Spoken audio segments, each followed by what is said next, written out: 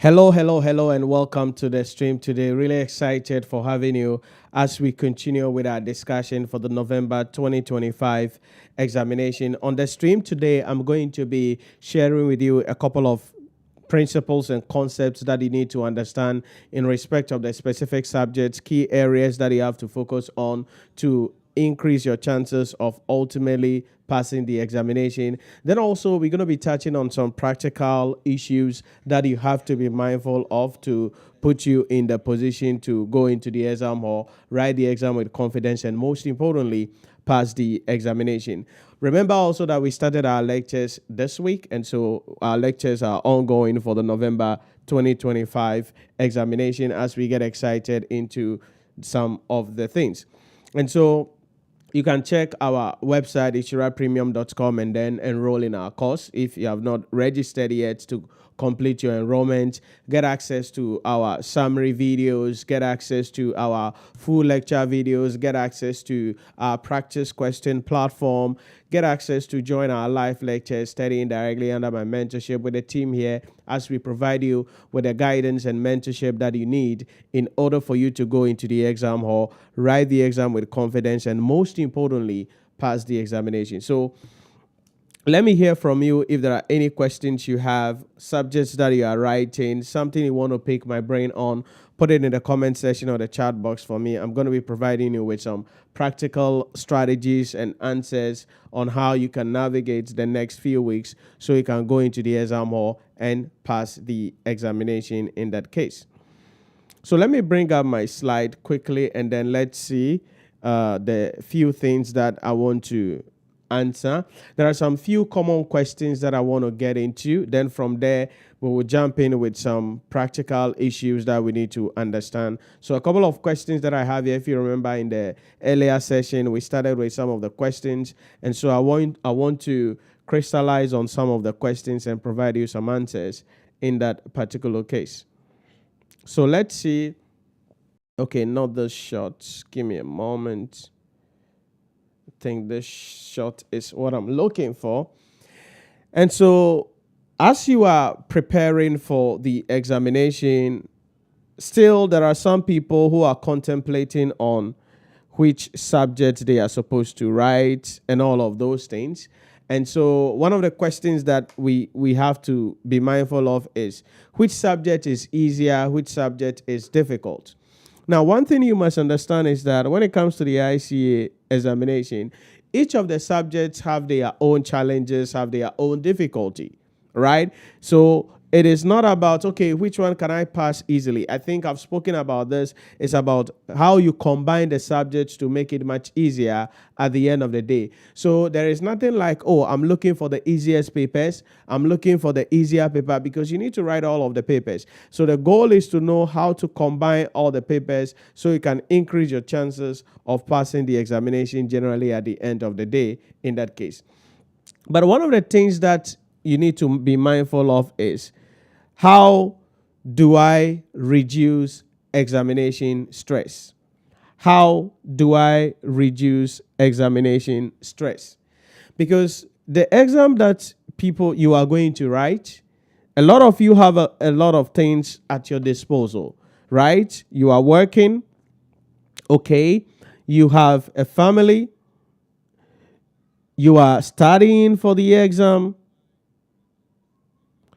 You are also having your personal life, because, sometimes you need a me time in that case to know what it is that you have to do by yourself in that regard.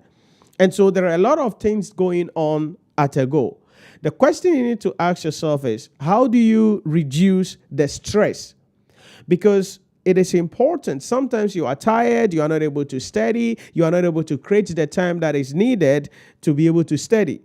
And so the question that we always going to be asking ourselves is, how do you manage the stress of work, of family, of studying, and then your personal life? That will come as a result of planning your time well, generally at the end of the day. And so again, we spoke about this in the earlier session about how you can plan your schedule, plan your time very well. But the most important thing is to make sure you plan your time in the next 12 weeks. So you need to find out, yes, you need to work because the bills have to be paid. I've had moments where people are like, hey, Nhyira, I wish I can resign from my work so that I can focus on the ICAG and pass the exam. Then I'm like, okay, if you resign from your workplace, will you get money to be able to fund your education, fund your life? Okay, when you finish the ICA, is there a job guaranteed, or you are now going to look for a job again? So for the most part, resigning from work may not be the best option. So you have to work. You cannot ignore the family. You have to take care of the family because the family is important. You have to study, then your personal life, then other responsibilities. So you are going to be having a lot of stress. So one of the key things you need to deal with is how do you manage the stress? Stress management for professionals, the professional accountant, is crucial to increase your chances of becoming successful at the end of the day. So how do you manage the stress? There are some people, you have to leave home 4 a.m. and you return home 9 p.m. That's your time from Monday to Friday. It means that there is a lot of stress that you are going through. So you need to plan your life out generally. And again, as you remember, I mentioned this in the earlier video where we went through the plan on the various things that you have to look out for, various things that you have to focus on, and the way you have to structure yourself out. So stress is going to be key, and you want to get rid of it and find a way to manage the stress. And the most important thing, as I mentioned in the earlier discussion, is to plan your day, plan your schedule, and remove any unnecessary, unproductive activity in your life. If you can remove unproductive, unnecessary activities out of your life, then you can save some time, then you can study, and you can reduce your stress. Because there are sometimes you reach home, maybe you get home late, 9 p.m., and you wish you could study, right? You wish you could study. Or there are sometimes you pick the book on weekends and you wish you could study, but for some reason you are tired. Immediately you open the book, you are asleep. Immediately you open the book, you sleep off, and then that is all. And some of you might have gone through this over and over again. The reason why anytime you pick the book, you sleep, anytime you pick the book, you cannot study, is because you are stressed. You need rest. So how do you manage the stress? You manage the stress by ensuring and only accommodating the things that really add significant value to your life and to your career, and you remove all the noise or the noises that you are going to be facing at the end of the day. And that is how you deal with stress, because you are going to be dealing with it. It's a very important thing.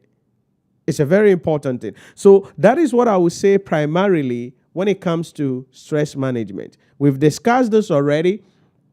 Your work, family, studying, some personal issues. You plan your day, remove all the frictions in your life so you can put yourself in the position to go into the exam hall and pass the examination. Remember, if you are stressed out and you attend lectures, nothing will stick. If you are stressed out, you open the book, you cannot learn. If you are stressed out, you wouldn't have the motivation to pursue life, to do anything interesting.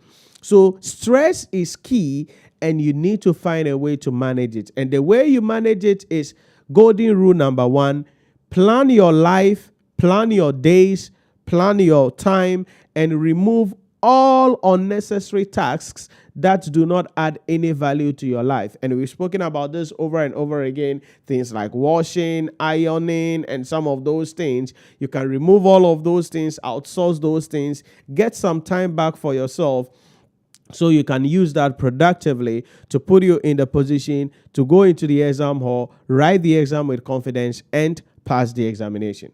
So that is one thing you must understand there. Then closely linked with this is one of the important questions, which is, how can I build exam confidence? Because some people will be suffering from this. And probably some of you have suffered from this in the last examination date. At that time, people are like, Nhyira, I'm studying, but, I'm not sure of myself. I'm studying, but I'm not sure of myself. So how do you build exam confidence?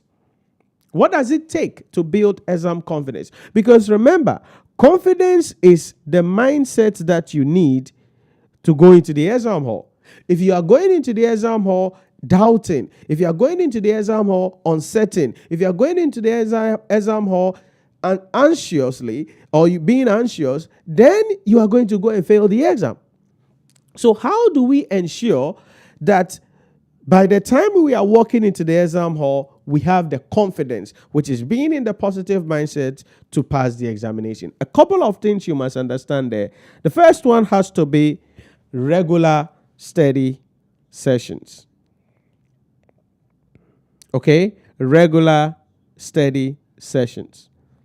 Remember, we spoke about this earlier, that for each subject you are writing, you should be able to commit between 8 to 12 hours per week to the subject that you are writing. Each subject, 8 to 12 hours per week. So if you want to be confident, if you want to reduce anxiety, if you want to reduce doubt, if you want to reduce any form of confusion that you may have, you want to regularly study. That means every week you are committing between 8 to 12 hours per subject. That's the first thing we must understand there. Not only that, it means that now this study session is reading, studying, going through the principle. Then the second thing would have to be practicing questions under time. Okay, practicing questions under time. Now, this is something that you have to be careful of, because you see, this is the beauty of life. The more questions you solve sometime, the more anxious you become. And so sometimes you have to be careful about solving of questions. It is a good practice to solve questions. However, if you are not careful, the more questions you solve, the more anxious you feel, the more unprepared you feel, the more you feel that you are not confident for the examination. Why is that? It is so because each question you pick has a different aspect of the topic.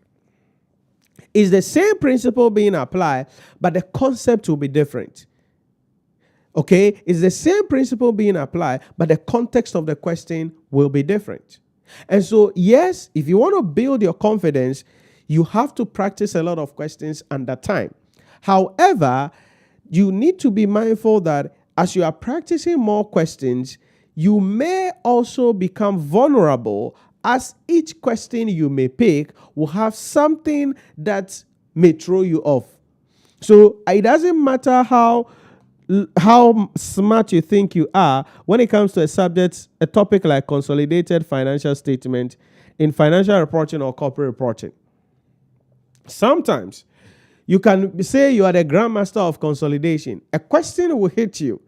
Then when it comes to the fair value adjustment segment, there will be a statement there, there will be a phrase there will be a clause there, or maybe a footnote there that you don't know how to deal with it, because your brain cannot understand and accept what is actually going on in the question. Okay, does it mean you don't understand consolidation? No, you know, you have the principles, you have the concept, but each question you pick comes with its own baggage. Each question you pick comes with its own concept and principles that you have to be mindful of. So I am just issuing that caution to you that yes, it's important to solve questions. However, you want to make sure that the more questions you solve, you are not also becoming anxious because of the fact that each question may have different perspective that may make you feel you hadn't studied enough. There is that trap there. And so that is what you want to understand. Then let me say this. Please make sure you limit the ICA past question solving. Okay? Look at some of the ICA past questions, but limit it. Look at the past questions. So I tell students this. Look at the past questions so that it gives you an idea about what you need to know about. So for instance, if we take last semester, financial reporting, for instance, just last semester, the July 2025 examination. So this is the July 2025 examination script. Question 1 was on definitely, as we know always, consolidated profit or loss for the entity. And we are supposed to calculate goodwill for 5 marks, then consolidated profit or loss. Now, if you check this question here, the footnotes, we have about 8 footnotes coming up.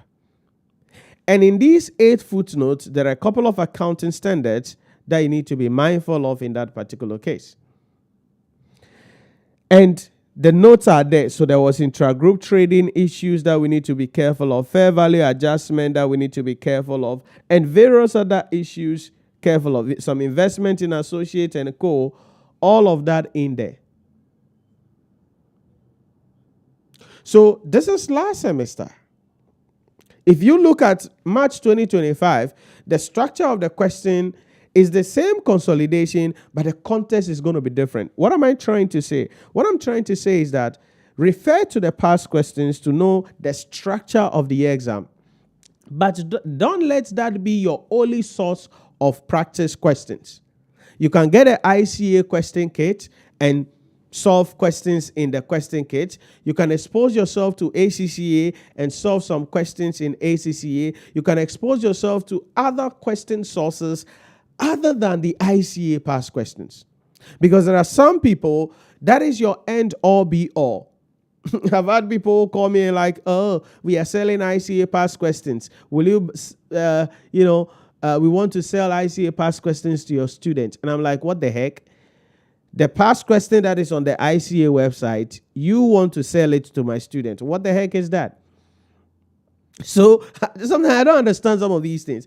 The past question that is freely available, you want to sell it because you've downloaded it and printed and bind it, and so you want to now sell it without any added value. It's not like the questions have been resolved or presented in a different way, just printing of the questions, and then they want to sell it at a significant amount of money for free because people like to make easy money at the end of the day.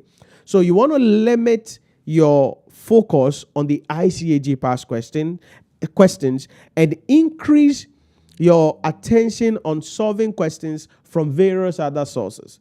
And so that is why if you are studying under my mentorship, for instance, we solve questions coming in from various sources, ACCA, SEMA, the other tertiary institutions, the university, some business schools, their examination, because we solve questions coming from different sources other than the ICAG past questions. Because if that is your only source of questions, that's not good. That is definitely not good. So yes, the past questions should give you a guide. So if you come to question 2, 6 marks was there for IFRS 15 revenue from contract with customers. 3 marks was there, or 8 marks was there for issues in respect of government grant. Then another marks was there for IAS 8, accounting policies, changes in accounting estimates, and errors. And so those were together 20 marks, these 3 accounting standards. So we know in the financial reporting examination, the accounting standards are going to be there, right? Then question 3 was a single entity financial statement, and it was preparation of the cash flow statement. Something students don't like, financial reporting students don't like. Cash flow statement that the students were required to prepare. Remember, in the preparation of a cash flow statement, you are going to be referring a lot to the standards as well. So then you come to question 4. That is going to be evaluation of financial statement. And here, the common size analysis has been given, and you're supposed to just write the analysis in respect of that. So we have the common size statement there. So all you do is to write the analysis and go away in that particular case. Boom. Then question 5 is the theory or the comment area. So when you are referring to the past questions, you are looking at the past questions to help you to have an understanding of the structure of the questions. But don't let that be your only source of reference as you are studying to build your confidence in the exam that you are going to sit for. So how do you build the exam confidence? Regular study sessions every week. Please do not wait 2 weeks to the exam, a week to the exam. That is where you start studying. That is a recipe for disaster. Unfortunately, that is a culture that is really prevalent here. However, that is not how you pass the examination. So there are people who will not study. They are going to say, oh, I'm busy, my work, my wife, my this. A week to the exam, they take a miserable leave from the workplace and they attend all manner of classes. You think you can use a 6-hour, a 12-hour class to go through the whole ICA syllabus? That's 12 sessions we didn't even finish.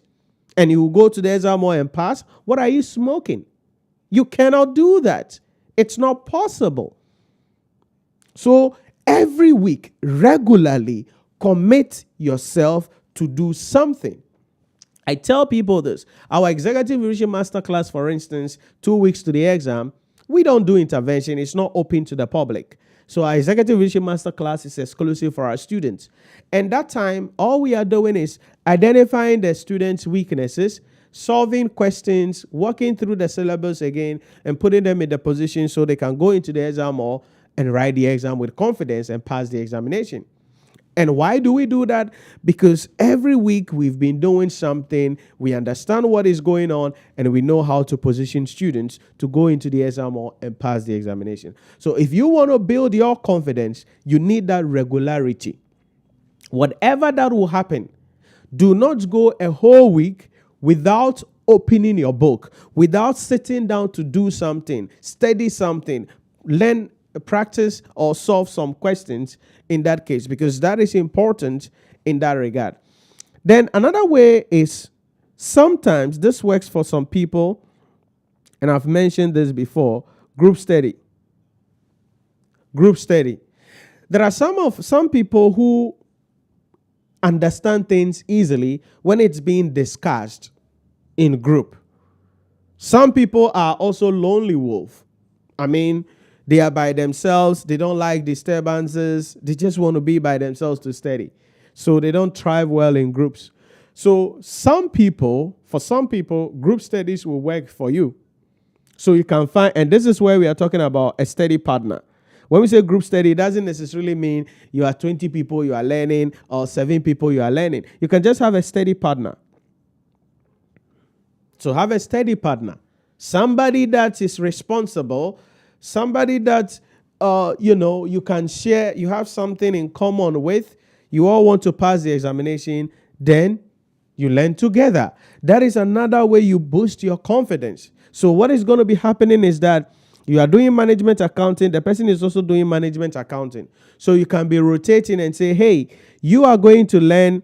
So let's say we have Kukua here, and then we have Ohima here.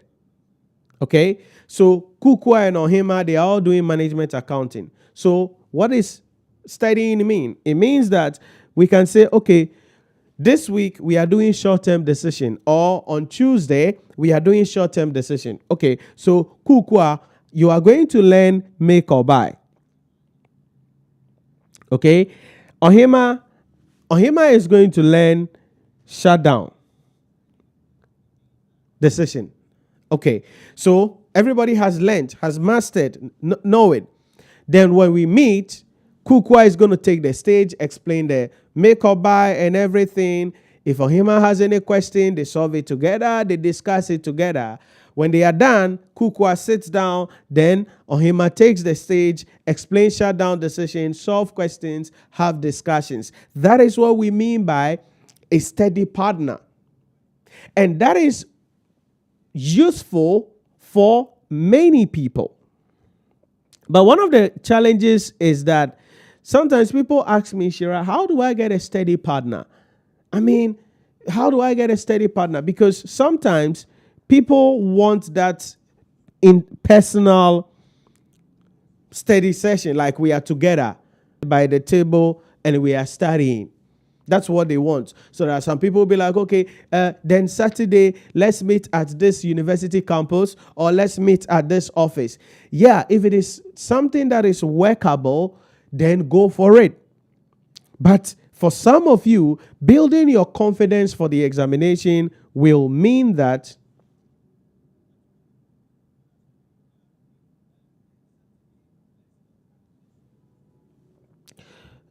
I think one of our streamers stopped, so give me a moment. So for some of you, building your confidence will mean that you study with somebody. And the reason why study partner is good is because that person also becomes sort of your accountability partner, right? So when you are down, that person is going to push you. Hey, we have to study. So the person can yank you up and say, hey, let's go, let's go, let's go. So sometimes you need a study partner. And as I said, it's somehow difficult to get somebody responsible enough sometimes. But if you're somebody who is careful and you equally meet somebody who is also disciplined with some brains, definitely, then you can be steady partners. And this is important. And what it then means is that, and aside that, is also to ignore the personal or in-person meetings, and you can do virtual. So you can have a study partner who is in Tamale and you are in Accra, who is in Kumasi and you are in Accra. You don't have to meet in person. You can meet online, Zoom, Google Meets, or Microsoft Teams. And you are online studying. So if it is 1 hour, you are going to be spending 1 hour to study and discuss things. Again, you are looking for somebody who can hold you, who can support you, who can be with you, who you can share your thoughts with to help you build the confidence that you need in order for you to go into the exam hall, write the exam with confidence, and most importantly, pass the examination. So that is what you have to do. So check. If you work in groups, then maybe you need an accountability partner, somebody that can hold you accountable, somebody that you can study with. If that is your flow, go for it. As I said, some people, they don't like any groups, or they don't need an accountability partner. Okay? For instance, if I'm studying for an exam, I don't need any accountability partner. I am already motivated. I don't need somebody to let me know. I prefer to just be by myself, do my things, yada, yada, yada. It doesn't mean I wouldn't want somebody to learn with the person together. But hey, I'm much confidence and more even comfortable by myself, studying by myself, because it works best for me. That's my flow. That's my thing. But some people, they can't have that discipline. It doesn't mean somebody is good, somebody is bad. It's just about personality traits. That's all I'm trying to say. So you got to study regularly if you want to boost your confidence. You got to practice a lot of questions under time. But as I said, be mindful of the past questions to not overemphasize on the past questions. Then group study. Sometimes that is going to be working for some of you in that case, and that is going to be crucial in that regard. So how do you improve or increase your confidence? Regular study, practicing questions, group studies, and the ultimate thing will be understanding the structure of the syllabus and the examination. Understanding the structure of the syllabus and the exam. So do you know, I remember when this new syllabus came, the first examination date, many people were surprised on the exam that came, because they were going into the exam hall with their premeditated agenda, premeditated question structure, forgetting that the syllabus has changed. And that is really, really, that's a problem. That's a problem. And so if you are going into the exam hall, let's say you are going to write a subject like management accounting. What is the structure of the syllabus? What are the areas the examiner is going to be bringing questions on? So let me share something with you. This was our management accounting class yesterday, for instance, where I shared the syllabus structure and a couple of things. So question 1 in the exam hall is going to be on performance measurement, and that's 20 marks. Question 1, 20 marks, performance measurement. And it can be either organizational performance measurement, not-for-profit performance measurement, or divisional performance measurement. It depends on the objective of the examiner and what the examiner is seeking to do. Question 2, or the second part, is going to be on short-term decisions. 20 marks waiting for you in the exam hall. What are the short-term decisions? Limiting factor, throughput, make or buy, shutdown, break-even, relevant costing, pricing decisions. So before, as you are studying, you must know that, okay, these are the things that I am expecting. These are the things that will be coming in the exam hall. So if you understand that, hey, Charlie, these are the things and these things are a lot, then you will understand that you can't wait 1 week to the exam to attend any 6-hour class thinking you can use 6 hours to go through these things where 20 marks, 50 marks questions will be coming from to go and pass the examination. So it will make you to start thinking right that, hey, I can't use any 6-hour class to finish a syllabus like this.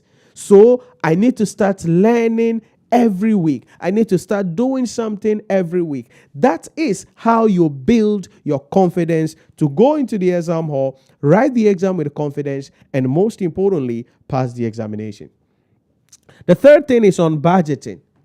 What is about budgeting? We can have the budgeting methods, preparation of functional budget and master budget, behavioral aspect, and then possibly public sector budgeting. 15 marks waiting for us in the exam hall there. Standard costing and variance analysis, another 15 marks area. Some contemporary approaches. This is section A aspect of your syllabus. Those are theory issues largely, 15 marks coming in the exam hall. Then the last one, it's going to be management accounting in the public sector, another 15 marks coming in the exam hall. So this is management accounting, the breakdown of the management accounting syllabus, and the things that the examiner can bring in the exam hall under each of these segments. So realistically, let me ask you, and you want to answer this honestly by yourself. Ask yourself, can you use 6 hours to go through this?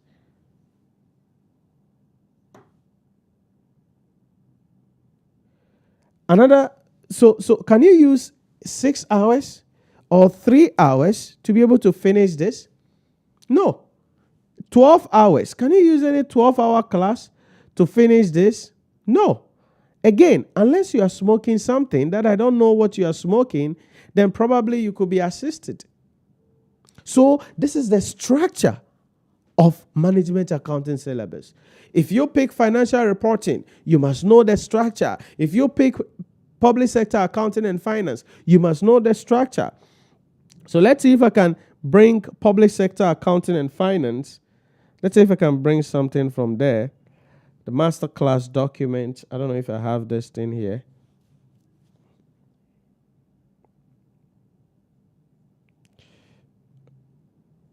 Let me see if I have it knitted together here. Okay, this is the complete document, so I don't have it here.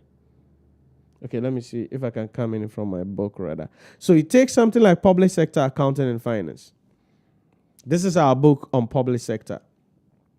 Look at a tall list of things. There will be questions on IPSAS. There will be questions on financial statement preparation. There will be questions on evaluation of financial statements. There will be questions in respect of the public financial management cycle. That is budgeting and PIFA in the exam hall waiting for you. So how do you build confidence if throughout the 12 weeks you are not studying, and a week to the exam hall, you think you can attend a 6-hour and 9-hour class somewhere and go and pass the examination? What are you smoking? It won't happen. It won't work. It doesn't work like that. So how do you increase your confidence? How do you build your confidence for the exam?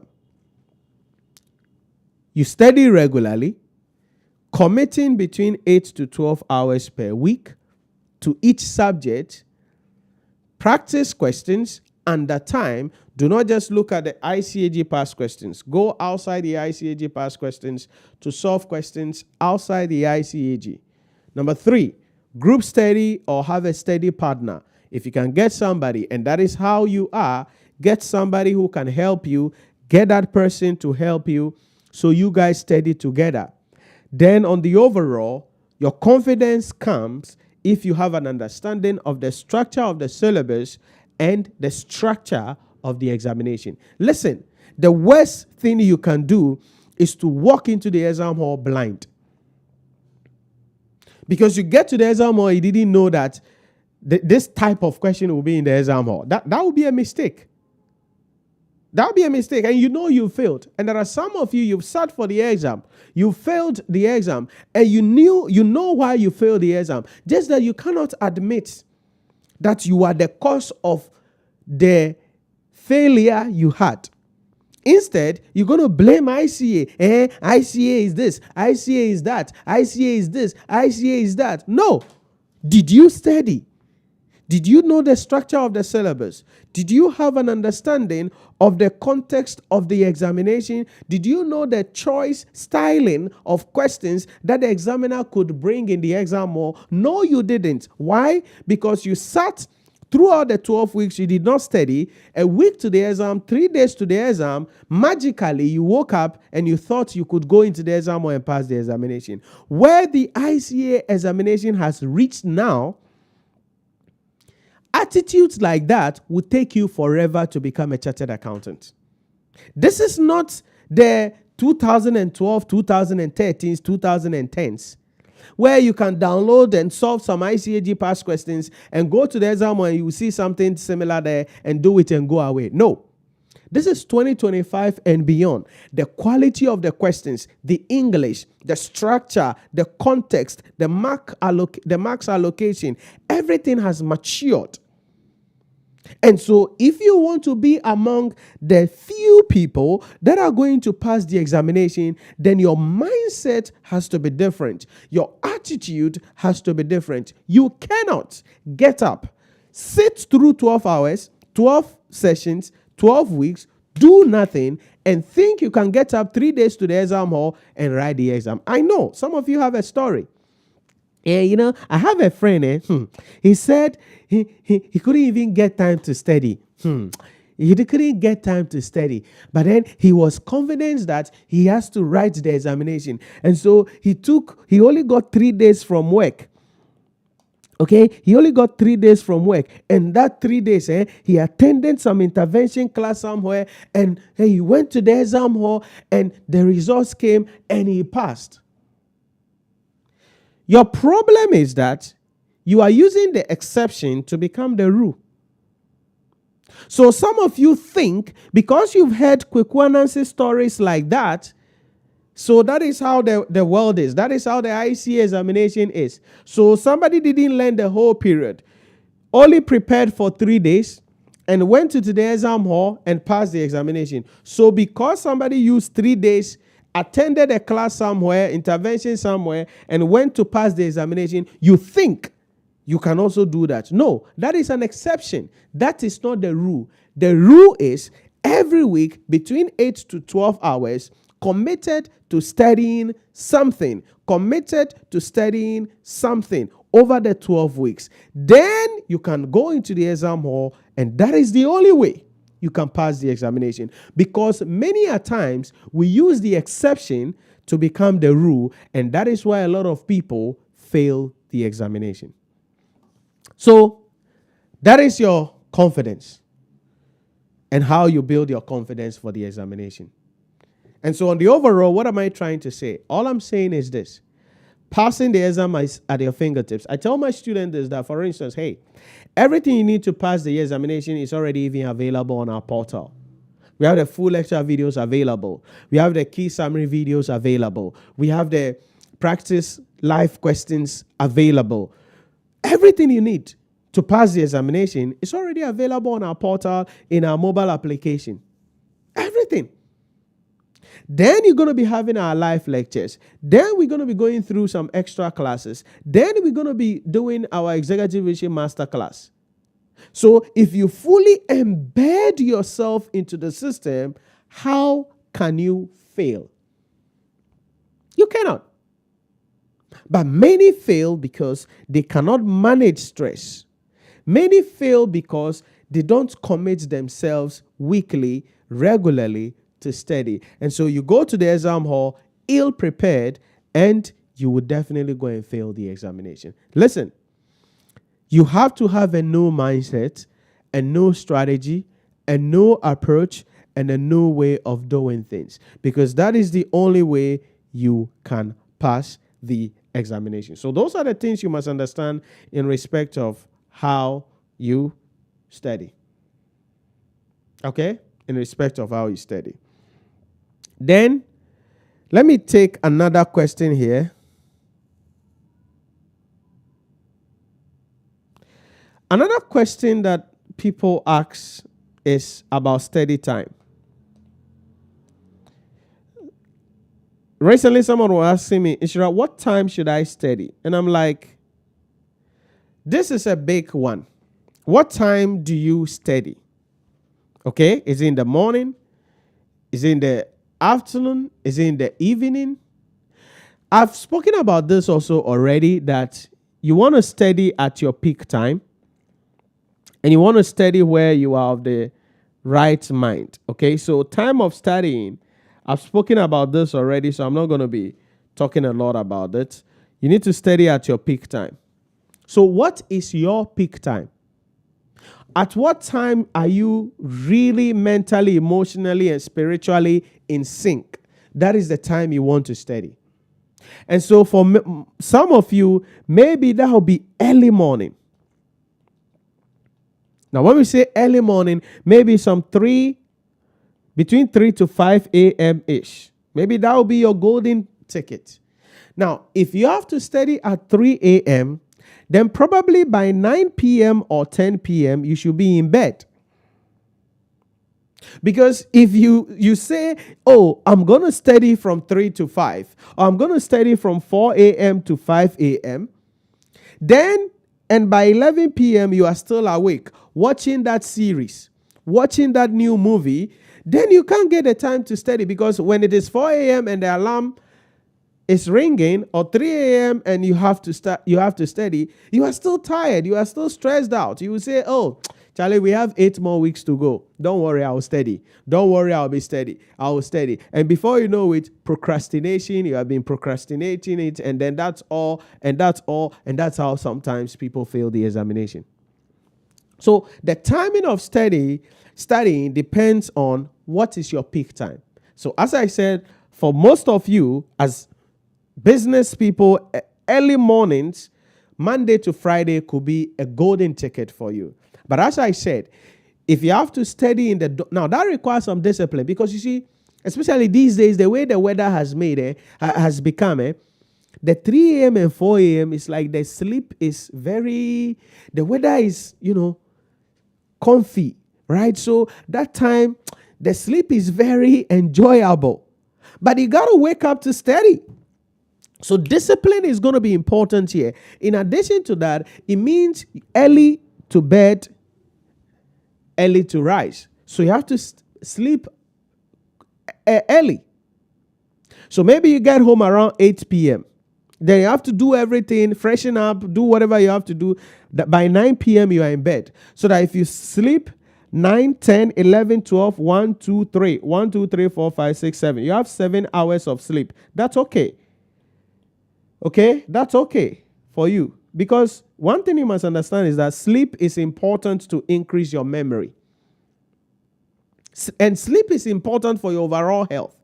That's one thing you must understand. And that is also part of reducing your stress levels. There are sometimes you are stressed because you don't get enough sleep. And the reason you don't get enough sleep is because you don't plan your day well. And that is what I'm saying. It means that you need to discipline yourself. So if you get home at 8 p.m., Monday to Friday at 8 p.m., then you have to do whatever you have to do. By 9:30, latest by 10, you should be in bed, because you have to wake up 3:30 or 4 to study some 1 hour, 1.5 hours before going to work or start preparing for the day. Now, that is discipline. That is discipline, because sometimes you reach home and you sit down. Then you turn on the TV, you want to watch that series. You want to watch that new movie. You want to watch, and before you know it, it's 11 p.m., you are not asleep. 12 a.m., you are still not asleep. You are watching a movie. Bro, if you chatter, you can watch all the movies in the world. Heck, you can travel to wherever the movie is being premiered live and go to the cinema and go and watch it there. So it is going to require some discipline. So for most of you, you have to leverage that early morning period, because that is all you will have from Monday to Friday, the early morning. Because once your day starts, you get to work, you can't get any time to learn at break, at lunchtime. In the evening, you can't get any time to study. So your only window of studying, if you want to, will be that early morning period. That's very important. For some of you, maybe it wouldn't be early morning like this, 3 a.m. to 4 a.m. Because probably where you live, maybe you live with your family, you live with your mother, your siblings, so you can't do that. So in that case, you may leave home early and get to the office before the time for work starts. Right? Because if office is supposed to start, you're supposed to start work at, say, 8:30 a.m. You can get to the office around maybe 7 a.m. When you get to the office around 7 a.m. and your office is structured like that, where you work is structured like that, it is open, then you can go to somewhere or sit by your desk between 7 to maybe 8:15. You have some 1 hour, 15 minutes there to do some study quickly before the day starts. Everything I'm talking about is discipline. If you're a lazy person, if you like excuses, if you like to please people, if you want to be bothered about what people say to you negatively, you will not be successful and you cannot make this journey an interesting one. So, early morning, either the 3 to 5 a.m. ish, which will require you to sleep early, or you leave home very early, reach the office, then before work starts, have a window of 1 hour or 1.5 hours to do some studies. Listen, that is all you need. If you can do that 3 times a week, 4 times a week, 1 hour, 1.5 hours, 1 hour, 1.5 hours, you will build your confidence and you can go into the exam hall to pass the examination. That's the strategy. Then the final window for some of you will also be the weekends. And you know my thoughts on weekends, right? Saturdays and then Sundays. Again, discipline. So Saturdays, what would you do? Some of you, this is the time you are going to wash. If you think washing and ironing takes significant portion of your time, outsource that. Outsource that. It's all about mindset. It's all about how you think about money. Time is the most expensive commodity in the world. Recently, I was telling somebody that the only commodity that if you take from me, you will see a different person of Nhyira Premium, and you may never do anything with me again, is if you take advantage of my time. That's it. Do me bukata and take my money. Take something away from me. It's okay. But if you don't know and you take advantage of my time and you waste it, that is all. I don't care who the heck you are. I don't care how the heck you are. If you take advantage of my time, it ends there. Why? Because I have realized that is the only thing I have to make everything that I have to make. And I have only 24 hours. I can't get more, I can't get less. And that is what everyone has. So you need to find out, how do I get the best out of every 24 hours? And so if that Saturday washing and ironing will waste time, outsource it. It's a mindset game. It's a mindset game. It's a mindset game. You cannot go to Canaan with an Egyptian mindset. That is a quote from Dr. Mensa Otabil. You cannot go to Canaan with an Egyptian mindset.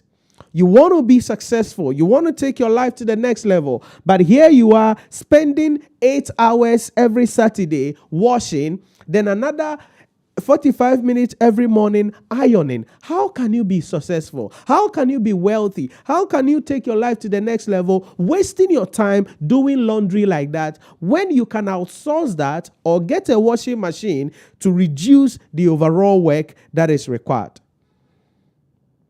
So it's a mindset game.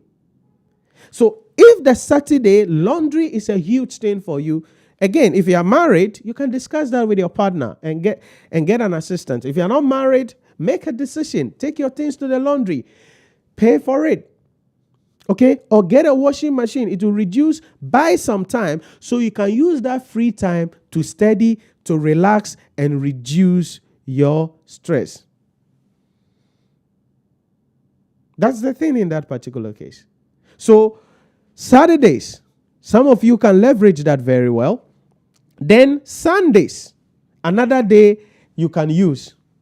So, those of you who go to church, you go to church. Then after that, you need to plan for the day, maybe cook or something like that. Then get some time, spend the time with your family, loved ones, and get some 1 hour or 2 hours to study. What am I trying to say? All I'm trying to say is this. The best time to study is the time that you are spiritually, emotionally, mentally, psychologically in sync. That's it. However, you have to create that. How do you create it? You create it by analyzing your life. A lot of you will work early in the morning. Do it. A lot of you will work before you get to work to study before the work starts. Do it. Some of you, the only time you can get is weekends. Do it. Oh, Nhyira, my work there, I travel a lot. Can't you study when you travel? You can study. That is why you have to enroll to study with us on our portal, for instance. It doesn't matter where you travel to. You can get access to high quality content available to study at any time. Oh, Nhyira, I'm a busy person. I travel a lot. And sometimes you go to the remote areas and the network is not good. No problem. Enroll in our course. Get access to our content. In the mobile application, you can download the videos. So if you're going to be spending, say, 1 week in the bush somewhere, or in a village somewhere where there will not be access to internet, before you leave your final place of internet, you download all videos that have to be downloaded. That's it. So if it is maybe 10 videos you have to download or 20 videos you have to download, you download them. So when you go there, there is no access to the internet, there is no access to network, you can still study because you have available quality content that you have downloaded and accessible in the Nhyira Premium mobile application. So what I'm trying to say is that you have no excuse. You have no excuse. Whether you have network or you don't have network or data is expensive or data is not expensive, or you have no excuse not to study. It is only discipline you need, then you can become successful. That is how wealth is built. That is how success is built. That is how you can achieve everything that you want to achieve in your life. So that is what I would say. Study time is crucial. And all of these things boils down to two things: discipline and planning. If you plan your life well, it can work easy for you. If you discipline yourself, you can work easy for you. And please, the only thing you have in this world is your time. And make sure you don't waste it. Some of you, every Saturday you are attending wedding, birthday party, engagement somewhere, something. Every weekend you have a program. Why? Are you an event organizer or what? Every Saturday.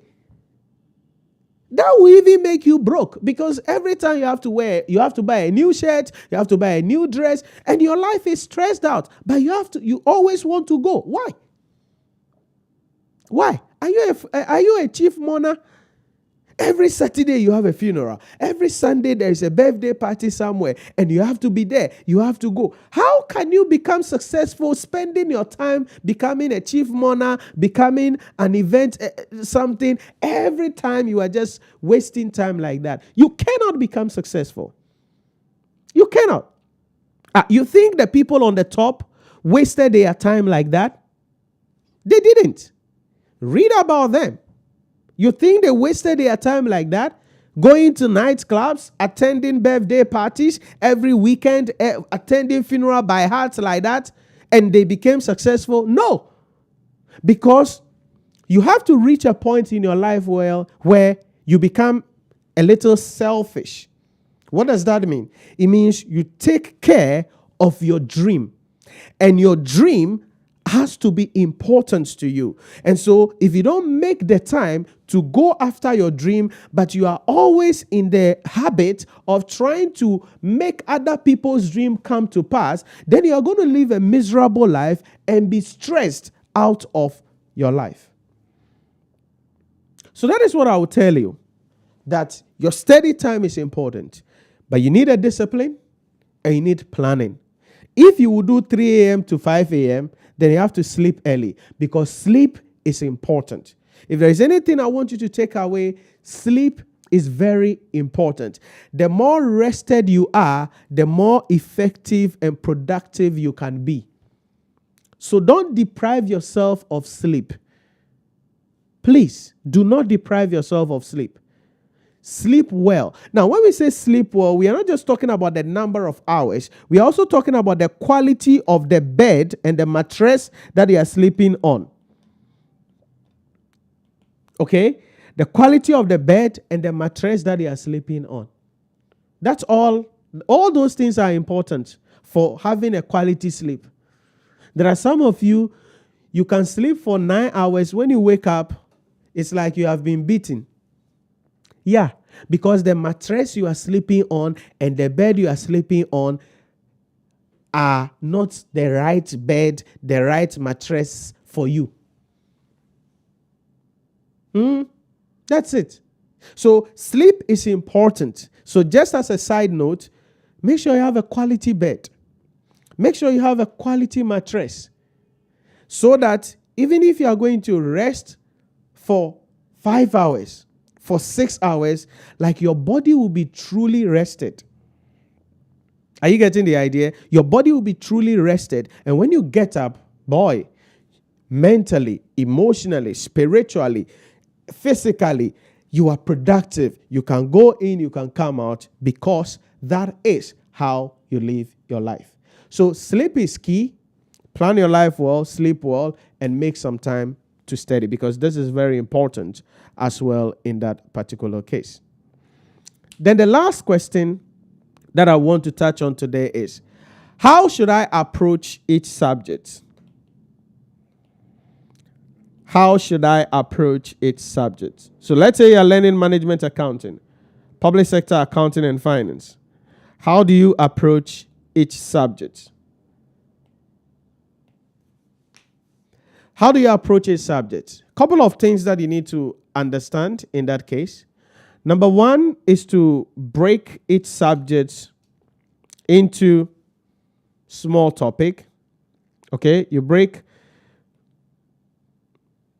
the subject into small topics.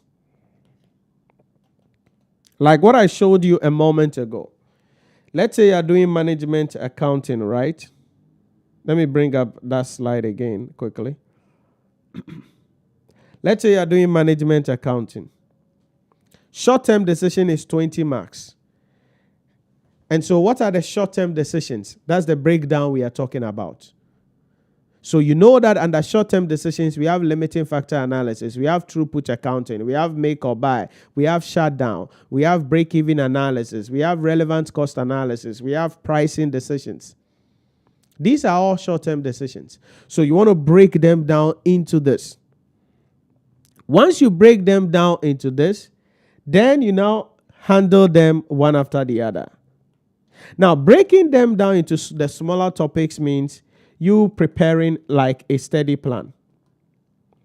Because when you prepare a study plan, that helps to break down the topics into those, or the subject into those key topical areas that you have to be mindful of. So break it into the small topic through the study plan. Then you start approaching the topics one after the other. Okay, so you tackle topics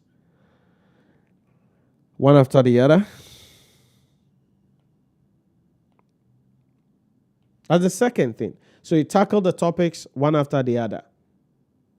And this is where the issue about regularity comes in.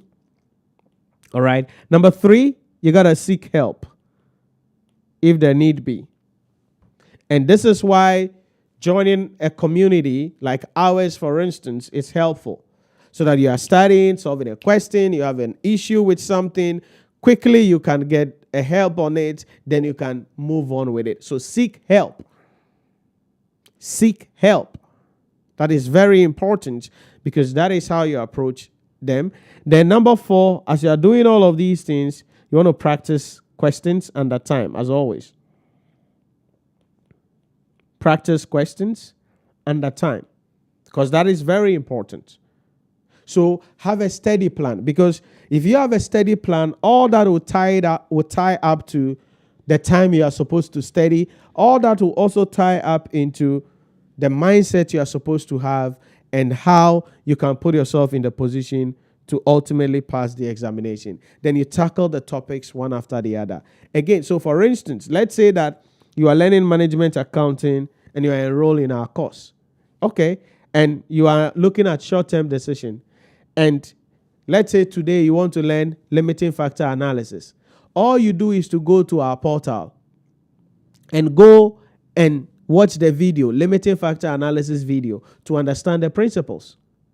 And that is what, maybe 15 minutes or 10 minutes or 20 minutes video. You watch it, you get all the principles on limiting factor analysis, prepare your notes. Then what do? You solve a question.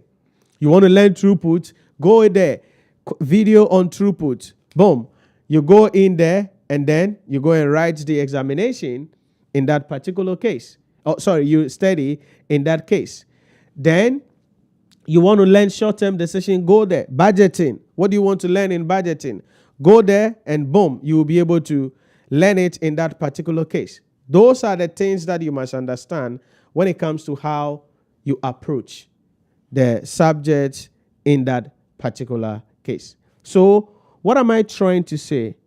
To approach the subject, break them down into the various topics. Very important. To approach the subject, make sure that you tackle one topic after the other. Seek help, because that is very important in that particular case. And then practice questions under time, because that is how you can put yourself in the position to go into the exam hall, write the exam with confidence, and pass the examination.